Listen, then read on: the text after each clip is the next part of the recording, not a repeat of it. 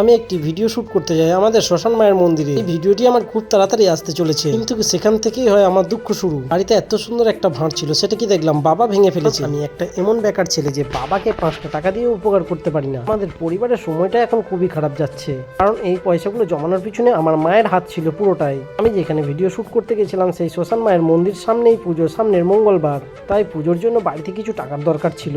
আমি 1টা টাকাও বাবাকে না দিতে পারায় বাবা পুরো ভাঁড়টিকে আজকে ভেঙে ফেলেছে। বাবার মনে খুবই কষ্ট, কারণ আজকে আমাদের রান্না বান্নাতেও বেশি কিছু ছিল না। দেখুন আজকে খুবই অল্প সীমিত তরকারি দিয়ে ভাত খেয়েছি। মা ভাত খেতে খেতে খাওয়াটি বন্ধ করে দিয়েছিল, বসে বসে কাঁদছিল। তাই এই চোখের জল সবাইকে শেয়ার করতে পারলাম না। ওই বাড়ি থেকে দিয়েছিল চাটনি, ধনেপাতা, আলু সিদ্ধ দিয়ে শুকনো ভাতটি খেলাম, এবং বাবা সন্ধ্যের দিকে গিয়ে দোকানে এই টাকাগুলো পুরোটাই দিয়ে দিল, কারণ এখানে ছিল খুচরো টাকা। এগুলিকে দিয়ে আজকে নোট নিল।